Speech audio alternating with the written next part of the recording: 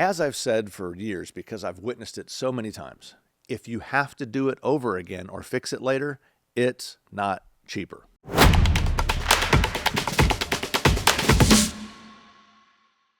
We get calls from churches all the time saying, hey, we need a bid on an audio system. And honestly, that makes sense. We get it. Churches are trying to be good stewards. You're comparing options. You're doing your due diligence, as you should. But here's the question we always have to gently ask next. What exactly are we bidding on? Because a sound system can mean different things to different people. Expectations, budgets, the DNA of the room, how the space is going to be used, and especially the existing acoustic environment all play a huge role. What kind of power is available, structural support? Now, we've installed audio systems anywhere from 10,000 to a million.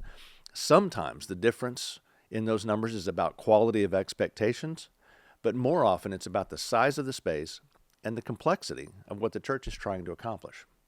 Without a real detailed professional design, one that defines coverage and clarity, room acoustics, sight lines, future growth, and actual use of the space, bidding becomes a guessing game, and guessing is rarely good stewardship.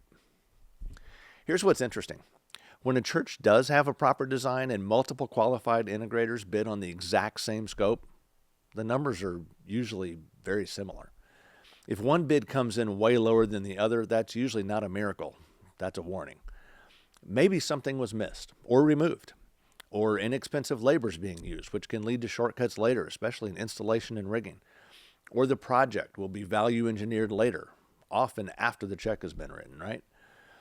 I think this is where churches sometimes get focused on the wrong thing. The goal isn't to find the cheapest system. The goal is to create an environment where people can hear clearly, engage fully, and stay connected without distraction. Isn't that the goal at the end of the day? The healthiest church projects we're part of don't start with who's the lowest bidder. They start with who do we trust to partner with us.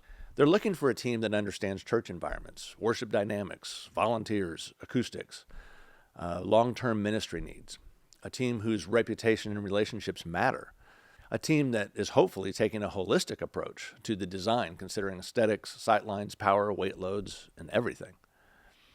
Once you find that partner, the smartest move is to hire them for a turnkey, start-to-finish solution with full accountability from top to bottom. The same team that designs it, provides it, installs it, and stands behind it. Because when design and installation are split, it gets really cloudy and blame is easy. That's where results suffer. Everyone moves to their own corner and accountability goes out the window. When it's turnkey, responsibility is clear and outcomes improve. In the end, it's almost always going to be the most cost-effective solution with the most expedited timeline. When you choose the right partner, the conversation shifts. It's no longer about equipment. It's about confidence, consistency, and results. It's about making sure we stay on mission to remove the barriers between the message and the people we're trying to reach. As I've said for years, because I've witnessed it so many times, if you have to do it over again or fix it later, it's not cheaper.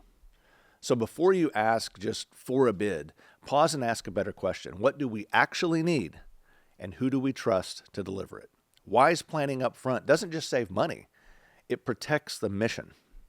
At Paragon 360, that's our commitment, to take full accountability to help churches design it right, build it right, and get it right the first time. We'll see you on the next Paragon Angle.